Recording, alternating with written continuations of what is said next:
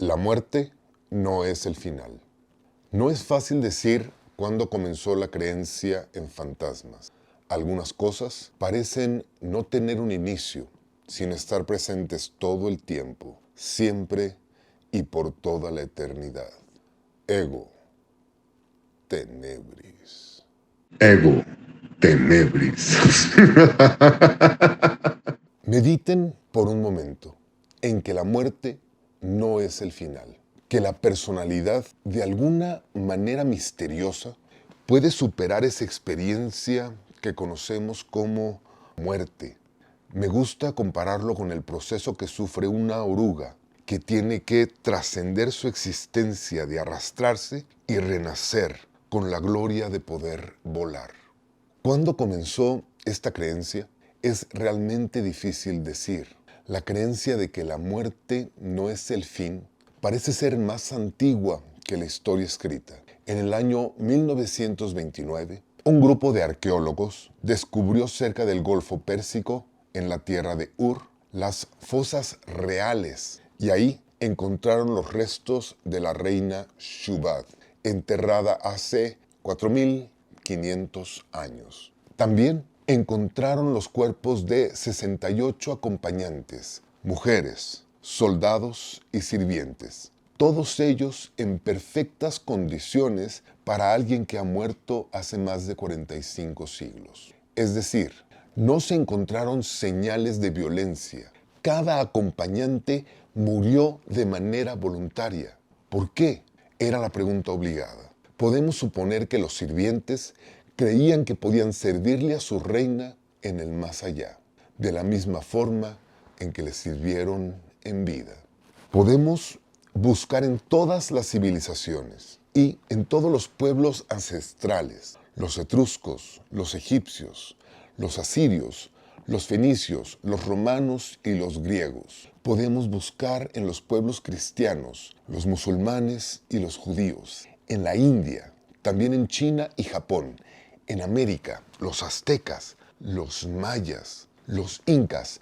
Todos ellos creían que había otro mundo mejor, más allá del misterio de la muerte. Podemos incluso ir hasta el hombre de Neandertal, que también enterraba a sus muertos con comida a un lado y herramientas hace 50,000 años. Te voy a proponer algo. Cierra los ojos un momento e imagina que eres un hombre o mujer de Neandertal. Tu nivel de comprensión del universo es muy limitada. Sabes muy pocas cosas. Y de pronto, tu amigo, tu compañero, se queda dormido y no despierta. Está frío, no responde, no se mueve, empieza a apestar. Su rostro cambia la tonalidad. Es decir, está muerto. Ahora, imagina que algunas noches después sueñas con él. Con todas las limitaciones del entendimiento primitivo, eso fundamentó muchas de las creencias en el mundo espiritual y de la comunicación con esos fantasmas. Tú mismo, en esta actualidad, tienes sueños que consideras muy reales, muy vívidos. Ahora, con toda la información que posees en la actualidad, puedes decir, estoy soñando, esto es un sueño. El hombre primitivo no podía hacer esas diferenciaciones entre los sueños que se sienten reales y el compañero que ya no despertó. Esto seguramente marcó la primer idea de podernos comunicar con el ser del más allá. Sin embargo, en el sentido más profundo, la muerte sigue siendo un misterio, sobre todo para la mente racional consciente. Espíritus, sean bienvenidos. Para los creyentes en el espíritu, más específicamente los espíritus de los muertos. El gran misterio ya no existe para estos creyentes. Estos espíritus se presentan como fantasmas. Te pregunto, ¿tú crees en fantasmas? Ciertamente, hay un pequeño paso entre creer que la muerte no es el final y creer que los vivos se pueden comunicar con el más allá. Algunos afirman que solo se requiere un poco de fe. Los escépticos niegan ambas posibilidades y que el umbral con el otro mundo es imposible de cruzar. ¿Quién hizo la primera pregunta? ¿Y cuándo sucedió? A mediados de 1800, Charles Dickens terminaba su obra Un cuento de Navidad. Se publicaba Moby Dick, La letra escarlata.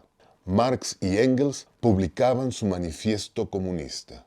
Una década muy interesante ciertamente. Y además sucedió algo notable en el área del norte del estado de Nueva York. 2 días antes del nacimiento del espiritismo, el 29 de marzo de 1848, las cataratas del Niágara, por primera vez en la historia registrada, dejaron de fluir. No es sorprendente que la reacción de muchas personas fuera de terror absoluto, rayando en el pánico.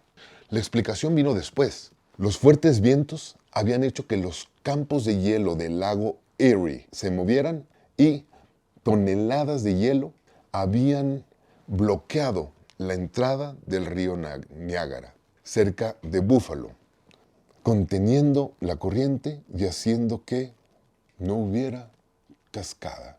Esto sucedió durante 30 horas.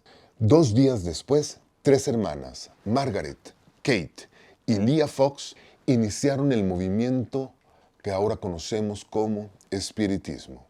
Se mudaron a una pequeña cabaña en las afueras de la ciudad de Nueva York. Y justo cuando llegaron, se empezaron a escuchar extraños ruidos. Estos ruidos, conocidos como raps, empezaron a escucharse.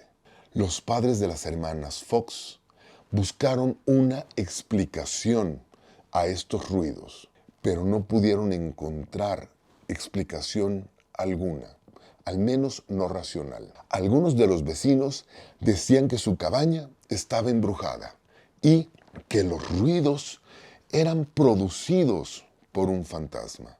Entonces, algo increíble sucedió. La noche del 31 de marzo de 1848, la señora Fox y Kate se sentaron a la mesa y los sonidos comenzaron.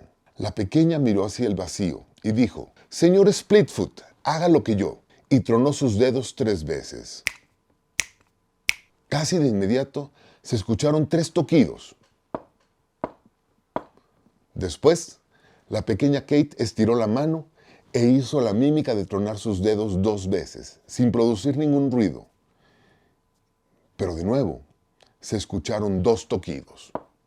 La niña, asustada, gritó: «¡Mamá! ¡También pueden ver!». La noticia corrió como pólvora. Por fin, la comunicación con el otro mundo era posible.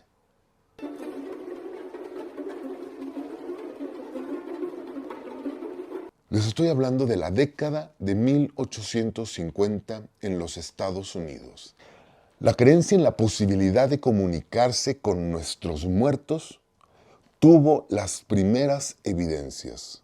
Cautivó a abogados, doctores, jueces, científicos, incluso a las personas comunes. Esta nueva creencia se expandió por toda América, incluso llegó al viejo continente en un par de años.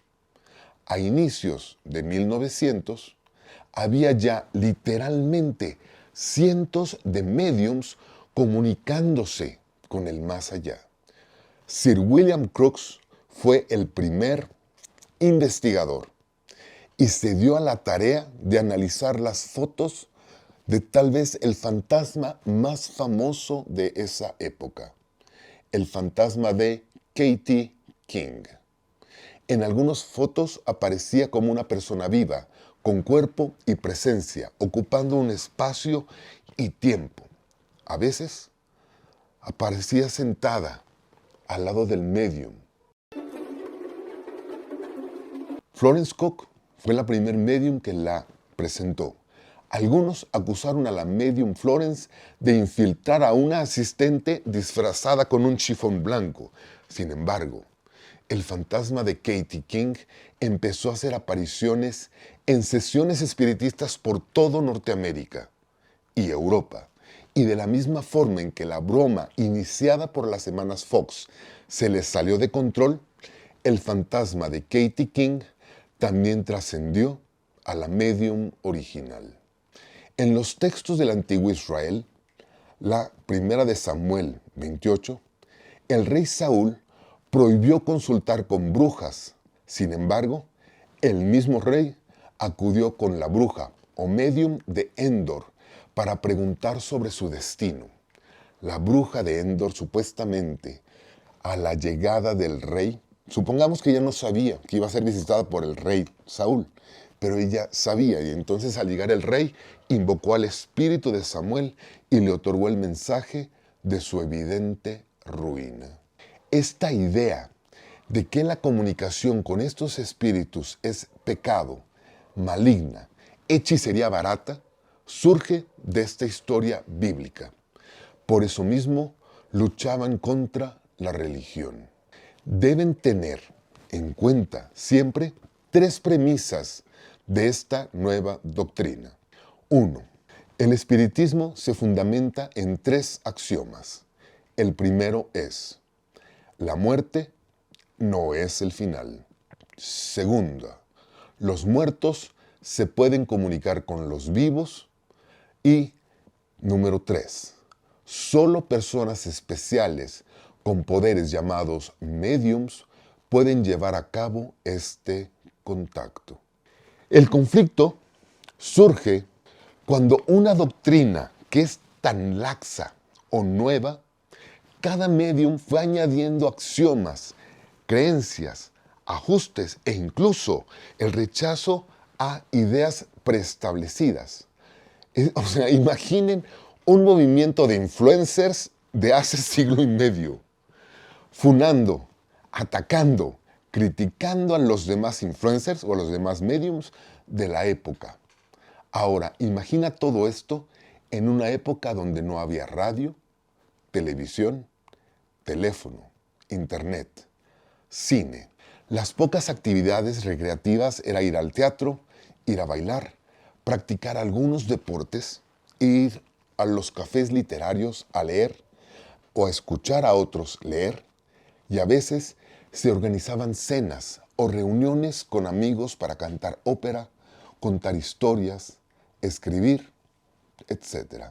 El movimiento espiritista pronto se volvió una actividad más para socializar y tristemente se convirtió en un espectáculo más. Es decir, ¿quién tenía la idea más innovadora? Y este tenía garantizada la asistencia a sus reuniones o sesiones. No podemos hablar de las manifestaciones espiritistas sin mencionar el mesmerismo. Todo comienza con Mesmer. Franz Anton Mesmer le otorgó tres contribuciones principales. En primer lugar, el mesmerismo era más divertido. Era más divertido asistir a una sesión espiritista donde un medium entraba en trance para ver o que ver a alguien intentar hipnotizar a su pareja o juegos similares. El mesmerismo presentaba la pauta de que los poderes especiales existían. Por esto mismo, los asistentes a las sesiones de espantos llegaban predispuestos. Es decir, las palabras magnetismo animal y mesmerismo ya se conocían. Y se sabía que si este magnetismo era lo suficientemente fuerte entre los asistentes, las mesas podían flotar. Y tercero, las mesas podían flotar.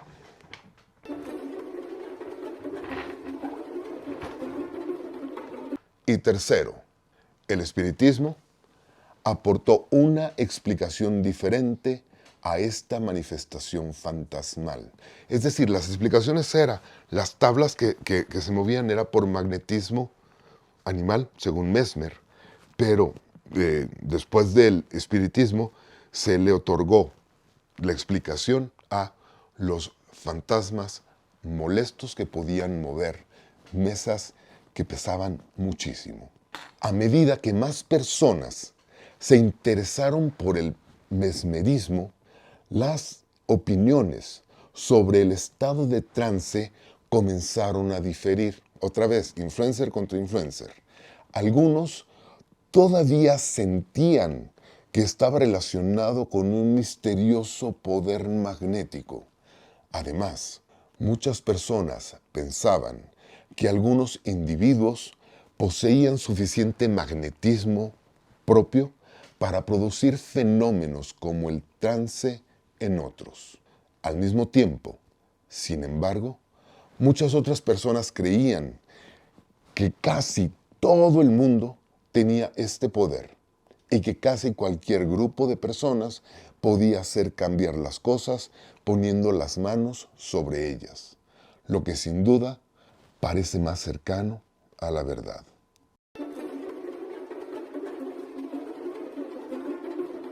En el aspecto teórico, el auge del espiritismo se vio enormemente favorecido por la obra de Andrew Jackson Davis desde 1826 y muere en 1910, conocido como el vidente de Poughkeepsie y llamado por John Neville Maskelyne el pionero del espiritismo moderno.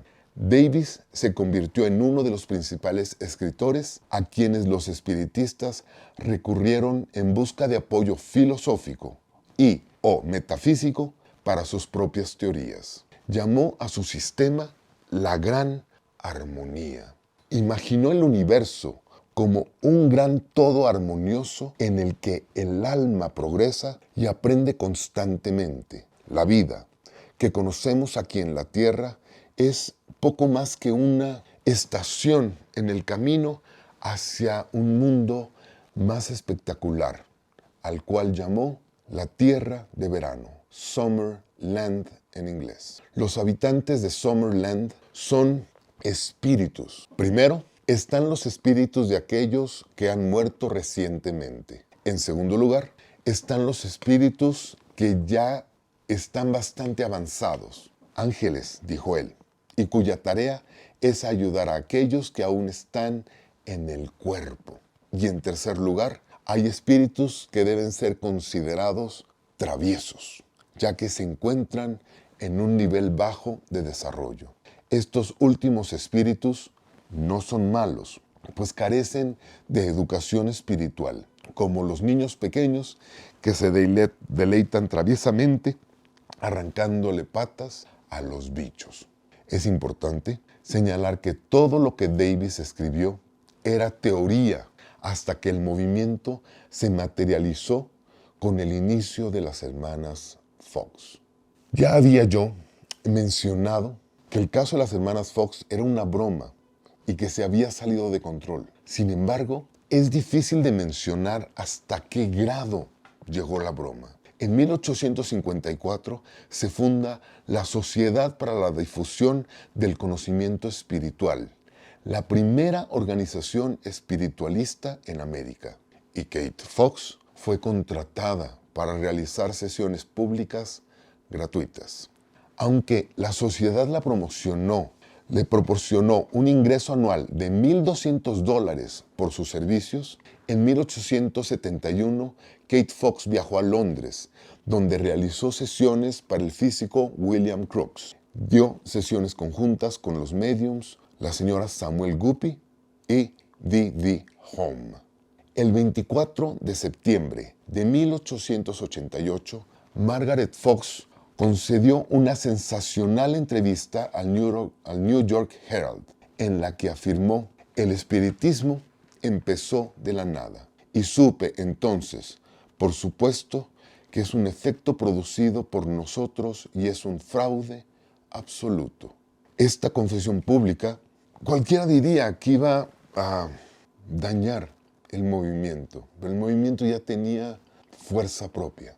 Aunque su confusión sacudió a muchos, ciertamente, el movimiento ya era muchísimo más grande que ella. Los médiums más famosos de la época, desde los hermanos Davenport, Ethel Post Parrish, Donninger Holmes y el Dr. Slade, Eusapia Paladino Incluso el famosísimo Harry Houdini fue un personaje relevante en la historia del espiritismo. Platícame si quieres que te cuente más sobre cada uno de estos médiums. Antes de despedirme, hazme saber también si te gustaría que te leyera la confesión completa de Margaret Fox. En próximas charlas te contaré cómo se dio la evolución de las manifestaciones, desde los raps de las hermanas Fox, la escritura automática, las mesas parlantes, el ectoplasma y las materializaciones, las planchetas y las tablas parlantes, mucho antes que la Ouija. Durante 10 años de mi vida, dediqué gran parte de mi esfuerzo a entender y replicar las sesiones espiritistas. Así que tengo muchísimas anécdotas e información que compartir contigo. Hasta la próxima. Ego Tenebris.